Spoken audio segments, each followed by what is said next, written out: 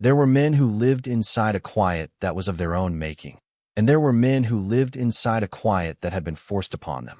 Elias Thorne was the second kind. For 5 years, the silence in his small ranch house outside Millhaven, Colorado, had been a living thing, a hollow space carved out by the memory of a woman's laugh and the ghost of a child's cry. The quiet was his penance and his companion, and he had long since stopped expecting it to ever leave. Millhaven was a town built on sensible foundations, a good creek, decent grazing land, and enough distance from anywhere important to discourage frivolous people. Its residents were as sturdy and unadorned as the plank front buildings that lined the single dusty street. Elias was one of them, a man known for his steady hands and his even steadier silence. He worked his land with a grim sort of devotion, finding in the ache of his muscles a familiar comfort that asked nothing of his heart. He was 32 years old, but the grief he carried had settled into his face and his posture, making him seem older. He had loved his wife, Sarah, with a simple and complete devotion. Her death, followed a week later by that of their newborn son, had been a thief that took not just his family, but the part of him that knew how to hope for things. He was a good rancher, a fair neighbor, and a man who had forgotten what it felt like to want more than the turning of the seasons and the health of his cattle. It was on a raw spring morning, the kind where the mud had not yet decided to become dust, that Elias went into town for the annual placement day. It was a practical arrangement Millhaven had with the church guilds back east. Orphans, widows, and others without prospects were sent west, and for a $2 filing fee paid to the town clerk, a local family could take one on for work and board. It was not a purchase, not an auction, but a sober transaction of need. The town needed hands, and these people needed a place to put them. Elias had no intention of participating. He was in town for salt licks and grain, but he found the street crowded. The new arrivals were gathered on the porch of the town hall, a small collection of weary-looking souls blinking in the thin mountain light. Elias kept his head down, but the town mayor, a man named Henderson, caught his arm. Henderson knew Elias's story, knew the emptiness of his house. He saw her then. She was standing at the far end of the porch, slightly apart from the others. The first thing he noticed was her height. She stood nearly as tall as he did, a fact made more apparent by the way she held herself, with a straightness in her spine that seemed not proud, but simply settled. She was not a girl, but a woman, perhaps in her mid-20s. Her face was plain but pleasant, with clear, steady eyes that were not looking for pity. He heard the whispers from the other ranchers and their wives. Too tall, one woman muttered. Like a man in a dress, another man chuckled. What would a fellow do with a woman that big? Need a ladder. They passed her over for smaller, more delicate-looking women, for young boys who looked strong enough for farm work. She just stood there, her hands clasped loosely in front of her, her gaze fixed on the distant line of the mountains. She did not seem to hear them, or if she did, she gave no sign. Elias watched as the others were chosen. A widow with 2 young sons went with the blacksmith. A pale girl of 16 was taken on by the preacher's wife to help in the house. Soon, only the tall woman remained. Mayor Henderson looked uncomfortable. He cleared his throat and addressed the thinning crowd. This is Clara May. She's a hard worker, good with mending, cooking, gardens. Silence answered him. No one stepped forward. The woman, Clara May, did not flinch. Her expression remained calm, patient. It was that patience that struck Elias. It was not the resignation of the defeated, but the stillness of someone who knew how to wait. He thought of his house, of the dust gathering on Sarah's sewing basket, of the silent meals he ate standing over the stove. He thought of the endless, echoing quiet. He did not know he was moving until he found himself standing before the mayor. He felt the eyes of the town on him. He ignored them and looked at the woman. He spoke to her, not to the mayor. Can you mend a fence? He asked. His voice was rough from disuse. Her eyes met his. They were a clear, honest gray. I can learn, she said. Her voice was as calm and direct as her gaze. Elias nodded slowly. It felt right. He turned to the clerk's table, took $2 silver from his pocket, and placed them on the wood. The sound was loud in the sudden hush. The clerk stamped a piece of paper and handed it to him. Elias did not look at it. He turned back to Clara May. My wagon is over there, he said, gesturing with his chin. I'll get my supplies. He walked away without another word, loaded the salt licks and grain sacks into the back of his buckboard, and when he returned, she was waiting by the wagon, holding a single, small carpet bag. She had not needed his help. She simply stood there, her tall frame silhouetted against the pale spring sky, waiting. The town watched them go, their whispers following them until they were out on the open road. Elias did not care. For the first time in 5 years, he was not driving home alone.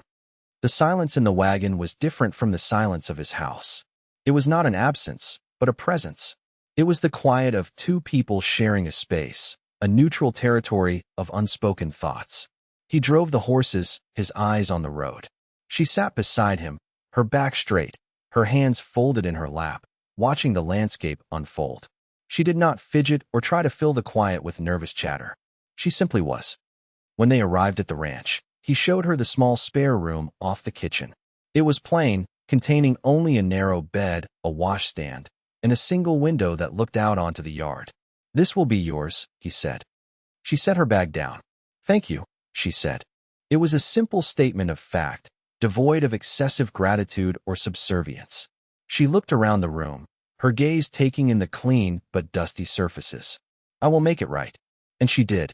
In the days that followed, Clara May brought a different kind of order to his life. She was quiet and efficient. She cleaned the house not with a frantic energy, but with a slow, methodical grace that seemed to soothe the very air. The scent of baking bread replaced the stale smell of dust and solitude. She mended his work shirts, her stitches small and even.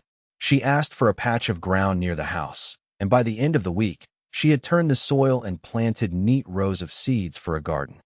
Elias watched her, mostly from a distance. He observed her as he would a new piece of machinery or an unfamiliar animal, trying to understand her workings. She was endlessly capable. When a hinge on the smokehouse door broke, he came back from the fields to find she had already fixed it, using his tools with a confidence that surprised him. He had asked her if she could mend a fence, and one afternoon he found her by the west pasture, a post-hole digger in hand, tamping dirt around a new cedar post she had set herself. She was strong, her movements sure and economical. He had expected to feel like an intruder in his own home, the familiar landscape of his grief disturbed. Instead, he found the quiet had changed its character. It was no longer the hollow echo of loss, but a shared and comfortable silence. They ate their meals at the small kitchen table. He had not used the table in years. She would set out the food, and they would eat without much talk, but it was not awkward. It was the quiet of two people who understood that some things did not need to be said. His best friend, George Alcott, who ran the neighboring ranch, came by one afternoon. George was a widower himself, but his nature was boisterous and blunt where Elias's was contained.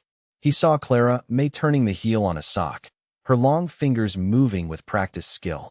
He saw the clean curtains on the windows and the pot of soup simmering on the stove. George found Elias by the corral, checking a hoof on his bay mare.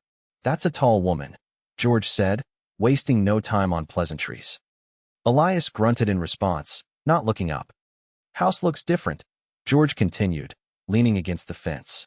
"Smells different, too. Like a home." Elias released the horse's hoof and straightened up, wiping his hands on his trousers. "She's a good worker." George looked at him, his eyes shrewd. "You've been watching her, Elias. I saw you from the Ridge Road last week.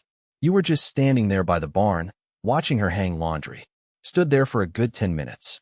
"I was thinking," Elias said defensively, "about the weather." "You were thinking about her," George corrected him gently. "It's all right, you know. Sarah's been gone a long time. It's all right for the quiet to end." "I'm not looking for anything," Elias said, his voice hard. The words felt like a betrayal, though he wasn't sure to whom. To Sarah? To himself? "She works for her board. That's the arrangement." George just shook his head.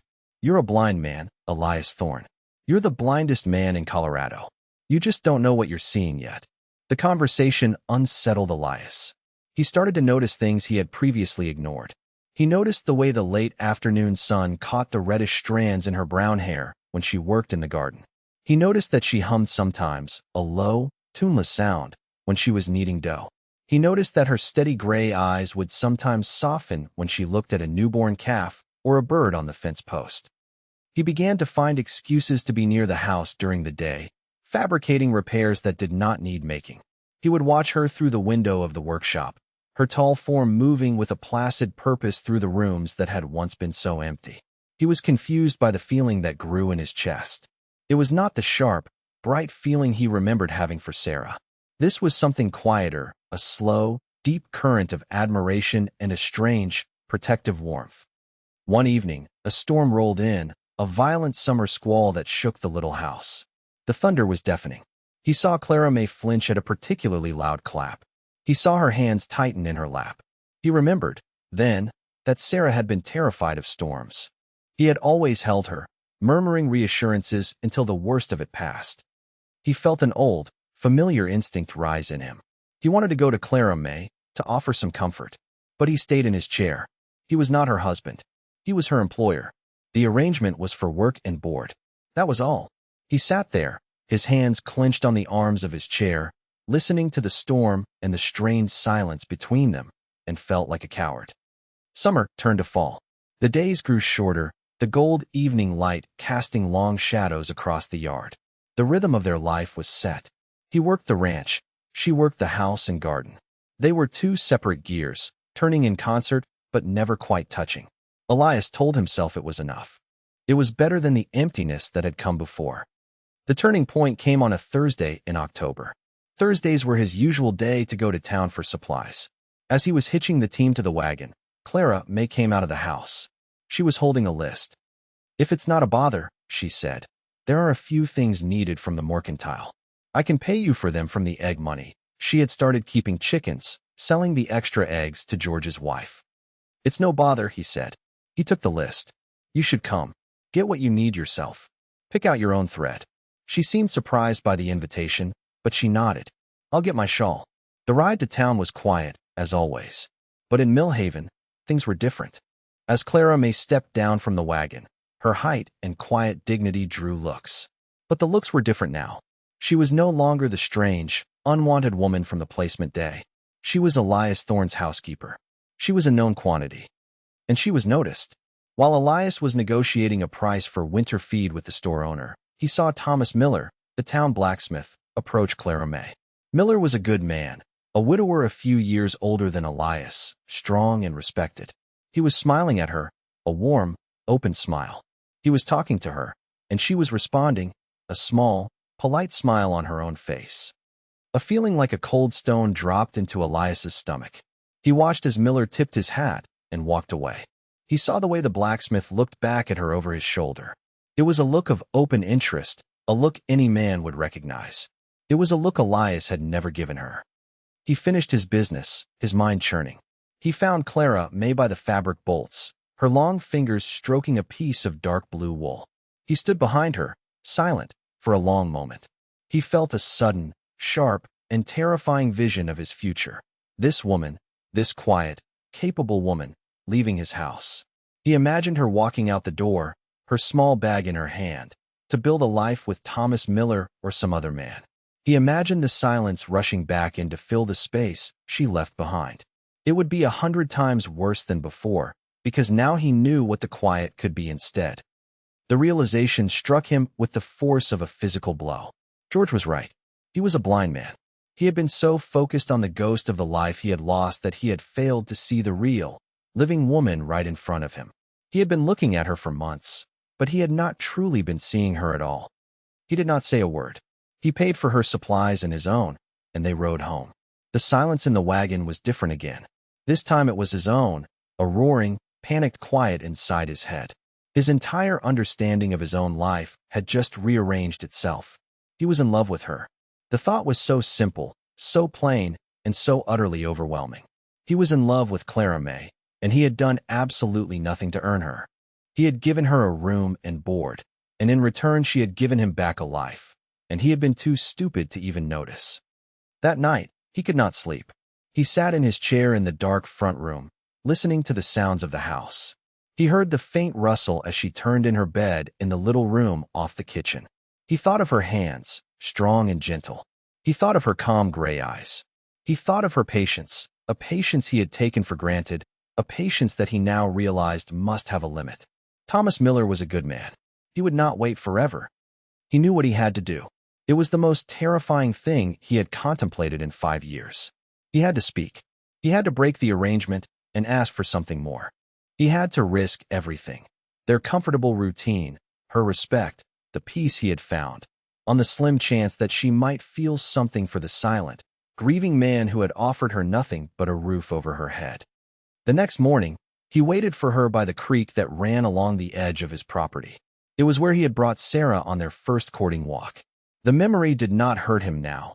It felt distant, like a story about someone else. He was a different man now. He hoped he was a better one. She came out to scatter feed for the chickens, and she saw him waiting. She walked toward him, her tall frame moving with its usual unhurried grace. The morning light was soft, and it made a halo of her hair.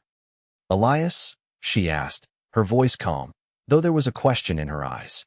He took a breath. His heart was hammering against his ribs. He had faced down blizzards and cattle stampedes with less fear. "I need to say something," he began, his voice sounding foreign to his own ears. "The arrangement we have, it isn't right."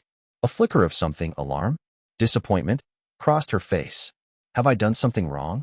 If my work is not satisfactory—" "No," he said, cutting her off quickly. "No.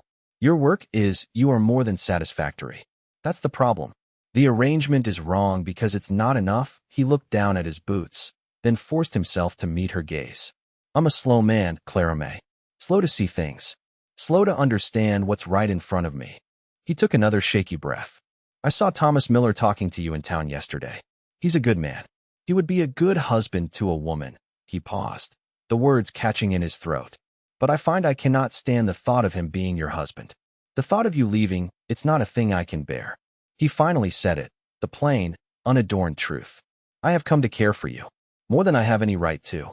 I know I have offered you nothing, just a place to stay. But I am asking now. I am asking if you would allow me to court you, properly, to try and be the kind of man you deserve." He fell silent, his confession hanging in the cool morning air between them. He had never felt so exposed. He waited for her rejection, for the polite but firm words that would send him back to his empty house forever. Clara May was very still. She looked at him, her gray eyes searching his face. A long moment passed. Then, a slow, small smile touched her lips. It was the first time he had ever seen her truly smile, and it transformed her face. It was like the sun breaking through clouds. "Elias," she said, and her voice was gentle. "What took you so long?" He stared at her, uncomprehending. "I was wondering when you would finally see me," she said, her smile widening a little. "You got there. That's what matters." She took a small step closer. "Yes," she said. "I would want that." Relief washed over him so powerfully his knees felt weak. He had not realized he had been holding his breath until it came out in a long, shuddering sigh. "I'm slow," he said again, a weak, self-deprecating laugh escaping him. It was the first time he had laughed in 5 years. "I know," she said softly. "But you were steady, and you were kind. I have been waiting for you." Their courtship was as quiet and steady as they were. There were no grand gestures. Instead, there was the simple beauty of shared time. He started taking his supper with her every night, and they would talk, sharing small stories of their day. He told her about the cattle, and she told him about the garden. He learned that her father had been a schoolteacher who had taught her to read, and she learned that his father had built the ranch house with his own 2 hands. He took her for walks along the creek in the evenings. He would point out the different kinds of birds, and she would show him the wildflowers he had never bothered to name. He discovered she had a dry, understated wit that would emerge when he least expected it, making him laugh with a sudden bark of surprise. She discovered that beneath his silent exterior was a deep well of kindness and a fierce loyalty. One evening, about a month after he had first spoken his heart, they were sitting on the porch, watching the stars emerge in the deep velvet sky. He had been quiet for a long time, just enjoying the comfortable peace of her presence beside him. He turned to her. "Clara May," he said. He reached into his pocket and pulled out a small, worn, silver ring. It was simple, etched with a pattern of vines. "This was my mother's. My father gave it to her on this very porch." He held it out to her. His hand was trembling slightly. "I know it's not been long, and I know I am not a man of fancy words, but I know what my life was like before you came, and I know what it is like now. I love you, Clara May. I would be the proudest man in this world if you would be my wife." She looked from the ring to his face.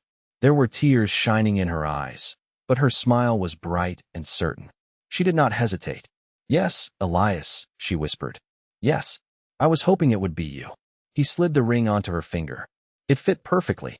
It felt, to him, like the final piece of his broken life sliding back into its rightful place. They were married 3 weeks later in the small Millhaven church. The whole town came. George Alcott stood beside him, clapping him on the back with a force that nearly sent him stumbling. Thomas Miller was there, too. He shook Elias's hand firmly and gave him a nod of genuine respect. Then he smiled at Clara May and wished her every happiness. He was a good man, just as Elias had known. 10 years passed. The ranch prospered. The house that had once been so silent was now filled with the noise of life. 2 sons and a daughter ran through the rooms, their laughter echoing where only quiet had lived before. The oldest boy had Elias's steady nature. The girl had Clara May's calm gray eyes, and the youngest had a spirit all his own. One late summer evening, Elias stood by the corral fence, watching the sun dip below the mountains, painting the sky in shades of orange and purple. The air was cool and smelled of hay and dry earth. He was no longer the young man burdened by grief. The lines on his face were from sun and laughter now, not sorrow. He heard the screen door of the house creak open and shut. Clara May came to stand beside him at the fence. She was still as tall and straight as the day he first saw her, though her hair now had threads of silver at the temples. She leaned her shoulder against his, a familiar, comforting weight. They stood in shared silence, watching the last of the light fade. It was the same comfortable quiet they had shared on that first wagon ride from town, but now it was filled with a decade of shared memories, struggles, and joys. He looked at her, at the strong, kind profile of the woman who had rebuilt his world. He saw her glance toward the house, where a warm yellow light now spilled from the windows, and a soft smile touched her lips. He knew she was thinking of their children, safe inside. He was overcome with a feeling of such profound gratitude that it almost took his breath away. He thought of the 2 silver dollars he had placed on the clerk's desk, a simple, practical transaction that had become the foundation of his entire life.